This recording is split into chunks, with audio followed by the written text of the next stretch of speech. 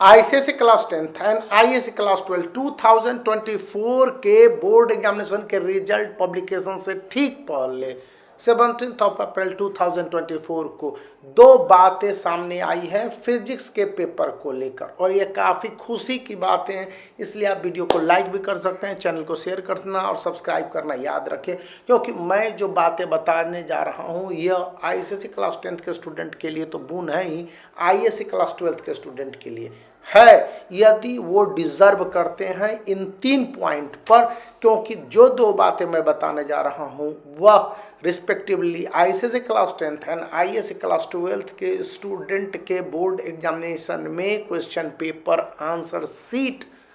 के दौरान जो रिलेशन बनाने की कोशिश की गई है उसी के परिणाम स्वरूप एक कंसेशन सामने आए हैं, जिसको कि बहुत सारे एग्जामिनरों ने, इवन जो सुप्रिटेंडेंट हैं उन्होंने और एग्ज़ाम सेंटर इंचार्ज ने भी इसको शेयर किया है। तो मैं अभी आपको टेलीग्राम चैनल पर देख रहा था और तो बताना चाह रहा था। उसी से पहले जब मैं देख रहा था ये 2025 बैच के केमिस्ट्री का मोस्ट लाइकली जो क्वेश्चन बैंक है, और उसी के दौरान मुझे एक टीचर ने फ़ोन किया और उन्होंने बताया कि क्या आप जान रहे हैं, आपने अपने चैनल पर दिया है इस जानकारी को। तो मैंने कहा कि सर बहुत सारे रिस्ट्रिक्शंस लगे हुए हैं कि आप बोलिए तो सीआईएससी के अगेंस्ट में नहीं बोलना है, आप एग्जामिनेशन प्रोसेस के बारे में बोल सकते हैं लेकिन रिजल्ट के लिए एग्जामिनेशन प्रोसेस और टीचर के बारे में नहीं बोलना है। तो उन्होंने कहा कि ये बातें आपके सब्जेक्ट से मतलब नहीं रखती हैं। तो पहली बात जो कही गई है कि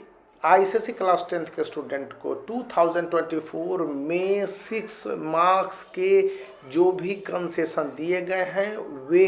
2 मार्क्स ऑब्जेक्टिव में, 4 मार्क्स सब्जेक्टिव में इसलिए दिए गए हैं कि वहाँ पर क्वेश्चन के आंसर निकालने में डिफ़िकल्टी या क्वेश्चन के लेवल में थोड़ा सा स्टूडेंट फंसते आए हैं। और इन सब से बढ़कर दूसरी बात जो आईएससी के स्टूडेंट के फेवर में जाती है क्लास 12th के लिए, कि स्टूडेंट ने जिस तरह से फीडबैक दिए क्वेश्चन पेपर को लेकर, आंसर सीट के जो जिस तरह से आकलन हुए उसमें कहा गया है कि ये स्टूडेंट के फीडबैक और उसके एग्जामिनेशन कंडक्ट होने के बाद आईएससी क्लास 12th के फिजिक्स के पेपर को लेकर जो टीचर, सब्जेक्ट टीचर ने जवाब दिए और जो फीडबैक दिए वे भी काफ़ी हद तक एक ट्विस्ट करने वाले थे। इसलिए सीआईएससी ने मार्किंग स्कीम में ही इस तरह से बदलाव किए थे कि यदि स्टूडेंट आईएससी क्लास 12th के क्वेश्चंस के सभी आंसर दिए होंगे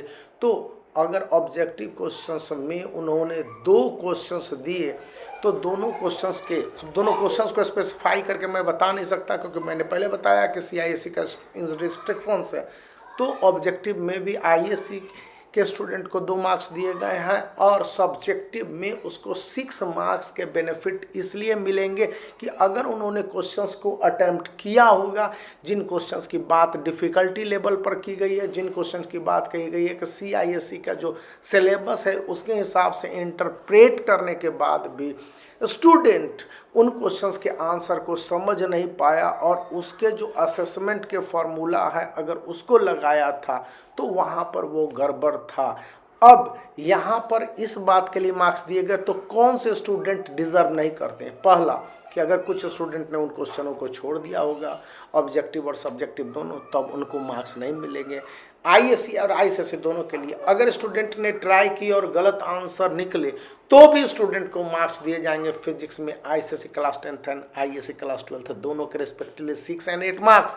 वहाँ पर अगर स्टूडेंट ने उसको हल्का फुल्का भी बना के छोड़ दिया, मतलब आधा अटैम्प्ट किया या पार्शियली जो भी अटैम्प्ट किए, तो उनको वहाँ पर मार्क्स देने के लिए सीआईएससी ने स्पष्ट रूप से गाइडलाइंस जारी किए थे। तो कॉपी चेकिंग के दौरान जो बातें ये सामने आई और टेलीग्राम ग्रुप पर दे दिया गया था, व्हाट्सएप ग्रुप पर बहुत सारे एग्जामिनरों ने शेयर किया, मैंने आपके साथ इसको शेयर करना उचित समझा। तो आप वीडियो को लाइक कर सकते हैं, चैनल को शेयर कर सकते हैं। एक बार फिर रिक्वेस्ट करूँगा कि सब्सक्राइब करना